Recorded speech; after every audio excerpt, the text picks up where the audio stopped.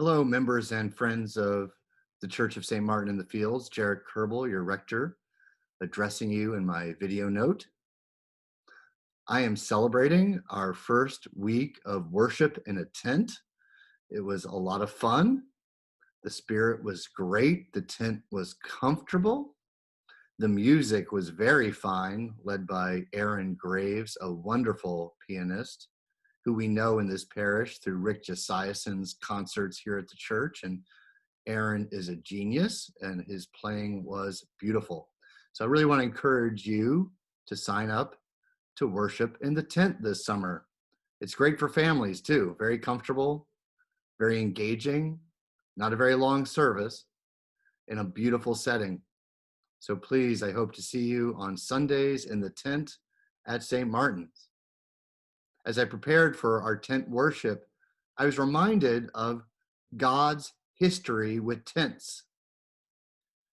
God started out with the people of Israel, meeting them in a tent when they're wandering in the wilderness after the Exodus from Egypt.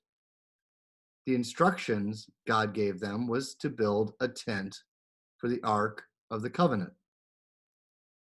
This was the place to meet the presence of God, and Moses would cover his face because of the holiness of God is very powerful, and approach God in a tent. In fact, the God of Israel, our God, was very reluctant to have a house of stone. God prefers tents.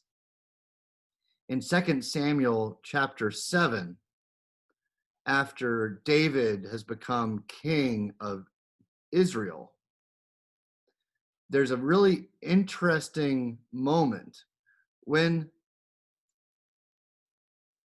David feels guilty because he has a house of cedar, meaning a house of luxury, and God is still in a tent. Because when David brought the Ark of the Covenant into Jerusalem, he set it up in a tent just like it had always been. And now there's this blushing moment when David is feeling self-conscious because he is in a very nice house and the Ark of the Lord is in a tent. And God essentially says to David, "Who are you to build me a house? Did I ask you for a house? I did not ask you for a house. I am just happy to be in the tent as I have always been."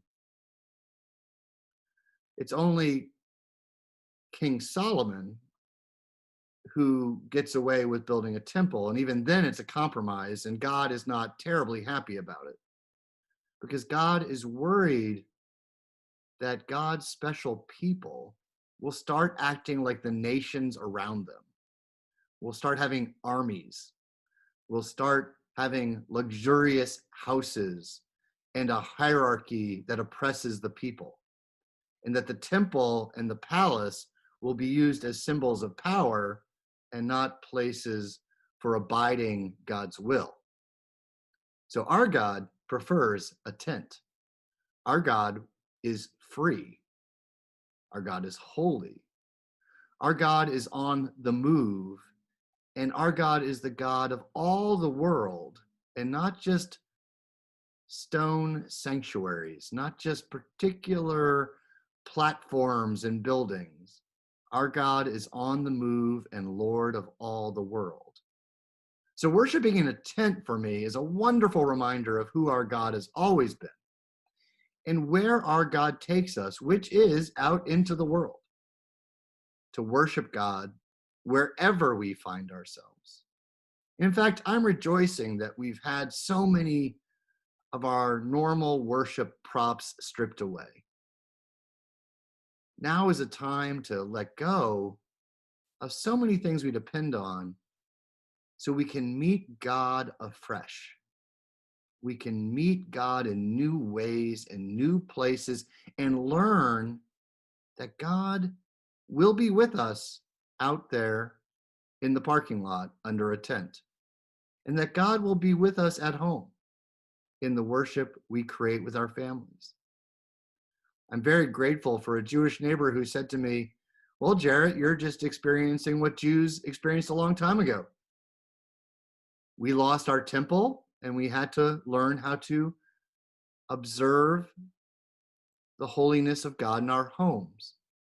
We had to learn to observe the rituals that acknowledge God in our homes."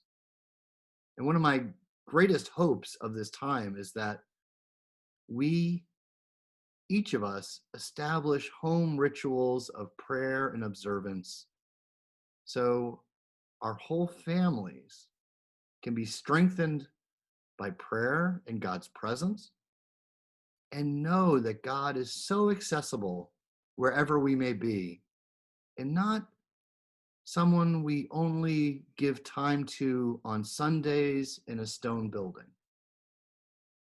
Of course, I'm looking forward to getting back in that building like you are, but let's use this interim time, this period of exile, to hear what God is saying to God's people.